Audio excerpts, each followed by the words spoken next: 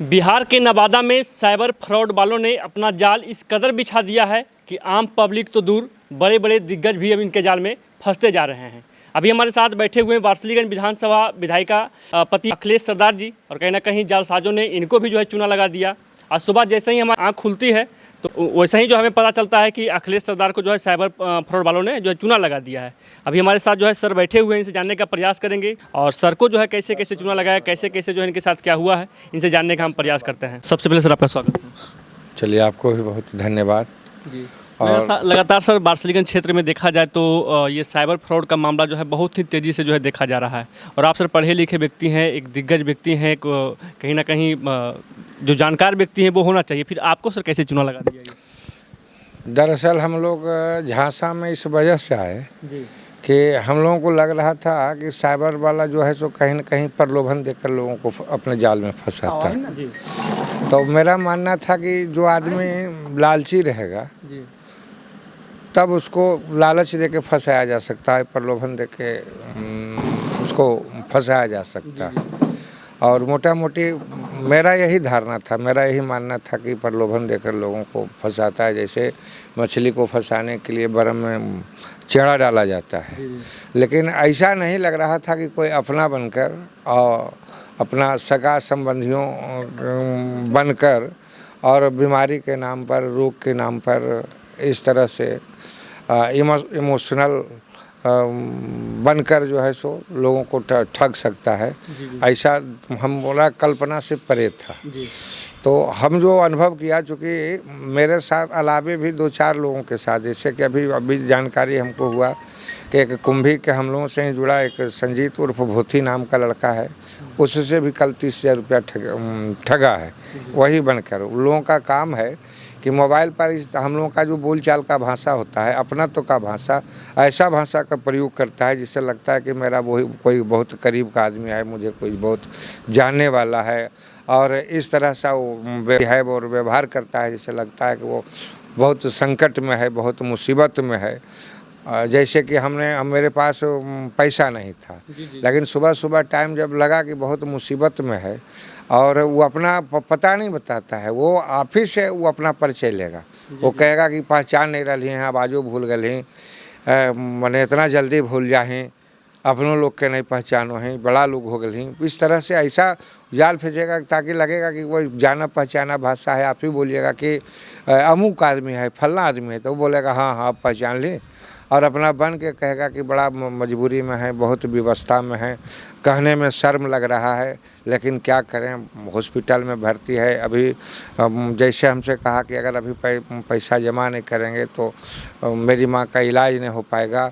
कहीं माँ बनाता है, कहीं माने नानी घर बताता है, कहीं जैसे वहाँ कुंभी वाले को मौसी घर बन के ठगा। मैंने जिस भाषा का प्रयोग करता है आपको लगेगा कि फुआ घर का है, नानी घर का है, मौसा घर का है। जिस भाषा का लगेगा, जहाँ आप दिमाग में जिस हिसाब से सेटअप जाता है, वही बन के लोगों को ठगने का काम करता है।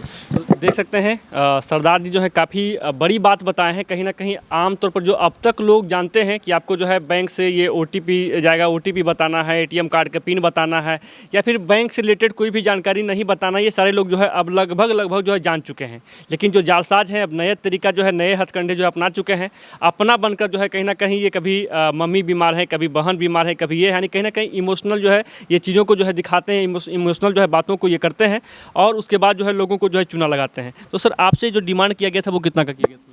हमसे किया गया था 50,000 का डिमांड। 40-50 हज़ार बोला था कि 40-50 हज़ार रुपया। चूँकि हमको लगा कि वो पहले तो हम समझ नहीं पाए, वो कह रहा था कि जब बहुत मुसीबत में है, किसी तरह से हमको कुछ भी मदद करो। हम उससे पूछे तुम्हारी आवश्यकता क्या है, बोला 50,000 रुपया कम से कम मदद करो। तो वो संजोग था, पास में पैसा नहीं था। हम सुबह निकले, बगल के एक मेरा पड़ोसी है उससे जाके मांगे तो उसके यहाँ 25,000 व्यवस्था था। 25,000 लेके गांव में हम पे फ़ोन भी नहीं चलाते हैं, न पे फ़ोन चलाते हैं, न गूगल या कुछ हम उस तरह का पेमेंट अपने मोबाइल से नहीं करते। तो बगल से 25,000 रुपया लेके, संजोग था कि खाली था हाथ, 25,000 रुपया लेके, और एक गाँव में मिनी बैंक चलाता है, वहाँ पैसा डलवा के वो जो स्कैनर भेजा था, उतना हम लोग इतना छल प्रपंच जानते नहीं है। बिना जाने पहचाने किसी अजनबी के लिए जो है आपने इतना मेहनत किया, आखिर क्या सोचकर कि पैसा नहीं रहने के बावजूद जो है इतना नहीं, भाषा आवाज़ से जो ननिहाल का कहा, वो एक बचपन का मित्र दीपक नाम के था। मैंने बोला कि दीपक, तो कहा हाँ। और जबकि देखिए अब ठगाने का था, हम अपने इसके लिए हम अपने वहाँ जो है सो अपने ननिहाल फ़ोन भी किया था अपने मेरे भाई को। दरअसल वो बाहर में रहता है, तो उसकी माँ तो बहुत पहले गुजर चुकी थी। बोला कि उसकी चाची है, सारा ज़मीन अपना ज़मीन, चाची को बेटा नहीं था, वो अपने इन्हीं को, दीपक जिसको हम समझ रहे थे उसी को दिया था। और उस घर से संपन्न आदमी था। बोल रहा था कि बैंक खुलने के बाद पैसा तुम वापस कर देंगे, हमको बहुत अभी मुसीबत है, मजबूरी है, 2 घंटा के लिए हमको मदद करो। और जब हम ननिहाल पता किए तो बोला माँ तो उसकी गुजर चुकी है, तो हो सकता है चाची है, चाची के इलाज के लिए वो गया होगा। अब लगा इस तरह से कि नहीं देने में, मतलब इस तरह से झड़प भी करने लगा कि देना नहीं चाहते हो, फलना करते हो, बहुत तरह का इमोशनल बात बोला। और बात मिलचा लगा, इसलिए झांसे में आ गया कि बहुत मुसीबत में। ऐसा लोगों को आगाह कर रहे हैं। वैसा ही फ्रॉड जो है सो अब तो इसका स्तर, ठग का कोई स्तर नहीं होता है। पहले तो हम लोगों को लगता था कि चलो लोभ देता है कि 10,000 में कार दे रहे हैं, तो बस दे रहे हैं, हवाई जहाज़ का प्रलोभन दे, मतलब जिस हिसाब से झांसा देख के तो आदमी लगता था कि लोभ में, प्रलोभन में फंसता है। ये तो अब माँ को बीमार कर रहा है, बाप को बीमार कर रहा है, भाई को बीमार कर रहा है, बहन को बीमार कर रहा है। हम ऐसे लोग जो ठगते हैं, भगवान से कामना करते हैं कि उस व्यक्ति को इतना बड़ा रोग लगे ताकि वो लाइलाज हो, जीवन में कभी उसको रुपया भी उसको मिल जाए। चूँकि ज़रूरतमंद, इस तरह से ज़रूरतमंद जो लोग हैं उसका भी दरवाज़ा बंद कर रहा है।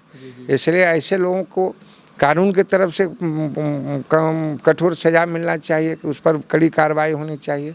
और ईश्वर घर से, नवरात्रा का समय है, ईश्वर घर से भी प्रार्थना करते हैं कि जो समाज में ऐसे गंदा लोग हैं उसको ऐसी गंदी बीमारी लगे, जो बीमारी की कामना करता है, भगवान उसको ऐसी बीमारी दे ताकि लाख रुपया खर्चा करे फिर भी वो ठीक नहीं हो। यही माता से कामना करता है, क्योंकि वो मांगता है कि उसके घर में उसकी बहन बीमार हो, तो बहन माँ क्यों बीमार पड़ेगा। जो बीमार का कामना करता है भगवती देवी, उसको बीमारी दो, जो बीमार का शौक पाल के लोगों से ठगा करता है। वारसिलीगंज खास करके सर देखा जाए तो इस क्षेत्र में पुलिस के लिए भी जो है ये साइबर क्रिमिनल जो है चुनौती बन चुके हैं, क्योंकि दिन प्रतिदिन देखा जाए तो काफ़ी साइबर अपराधी जो है गिरफ्तार होते हैं। इसके बावजूद सर ये रुकने का नाम नहीं ले रहा है। दरअसल है क्या कि प्रशासन कार्रवाई करती है, प्रशासन पकड़ के जेल भेजती है जी। और 2-4-6 महीने में उसको बेल हो जाता है, कोर्ट से आता है, तो उसको लगता है हम तो करोड़ों ठगे, कहाँ दिल्ली बम्बई जाके हम करोड़ कमा लेते, चलो 6 महीना हमको जेल में रहना पड़ा। इसलिए उन लोगों को सहज बात हो गया, ठगना मामूली बात है जो हो गया, जेल जाना भी उसके लिए आम बात है। वो बस यही सोचता है कि चलो 4-6 महीना में जेल बेल होगा, तो 4-6 महीना में लगता है कि कहाँ दिल्ली बम्बई जाके हम करोड़ रुपया कमा लेंगे। तो यहाँ तो करोड़ों का न्यारा ब्यारा कर रहा है, कितने गरीब लोगों को उजाड़ दिया होगा, हम तो अपने से कल्पना करते हैं। जब मेरे साथ बीता तो और भोले भाले लोगों के साथ क्या होता होगा। और ख़ास करके हम जो धोखा खाए, हमारा हृदय अगर उदार नहीं होता, अगर बीमारी का बहाना, चूँकि हम लोगों को जैसे लोगों को प्रलोभन दे के, हम जानते प्रलोभन दे के ठग नहीं सकता। अब ऐसा बीमारी का बहाना बनाया, हम लोग सामाजिक आदमी हैं, समाज में जीना है। अब लगा कि मुसीबत में आदमी है, अगर अभी मरने जीने की बात है, नहीं मदद करेंगे तो क्या उसकी लाश पे जाके हम उसकी लाश पर जाके हम कोरम पूरा करें, फॉर्मेलिटी अदा करें, जिंदा को जब मदद नहीं करें। यही दिल में विचार है, इसी वजह से बगल के लोगों से पैसा लेके हमने उस आदमी को लगाया। जी। अखिलेश सरदार का जो है सर क्षेत्र में नाम चलता है, लोग ये सोचते हैं कि अखिलेश सरदार जो है गरीबों के मसीहा हैं। और यदि ऐसा कॉल यदि आपके पास सर यदि आएगा तो आगे क्या लगता है, कोई और भी आपसे मदद मांगेगा सर तो क्या करेंगे आप? नहीं, हम तो तमाम लोगों को कहेंगे कि मोबाइल पे फ़ोन दुनिया ढकान से सब लोगों को सावधान होने की ज़रूरत है, क्योंकि ठग अपने ठगने के लिए रोज़ नए नए तरह का ईजाद करता है, समझिएगा ना। जिस प्रकार कोरोना काल में भी बीमार लोगों को नहीं बख्शा सिलेंडर देने के नाम पे, तो बहुत तरह के मामले में कोरोना काल, तो लोग नया टेक्निक रोज याद करता है कि पब्लिक को कैसे बेवकूफ़ बना के पब्लिक से कैसे ठगा जाए। चूँकि ठग जो होता है उसके पास अपना कुछ नहीं रह गया, उसके पास न ज़मीर है, न इंसानियत है, न मानवता है, किसी प्रकार का कोई चीज़ नहीं। अगर उस तरह की बात होता तो बीमारी के नाम पर या कोरोना काल में जो सिलेंडर के नाम पर, ऑक्सीजन के नाम पर जो सब ठगा किया, तो मानवता के लिए मानव नहीं, वो दानव प्रवृत्ति का लोग है। इसीलिए हम कहें ना कि दानव प्रवृत्ति के लोग हैं।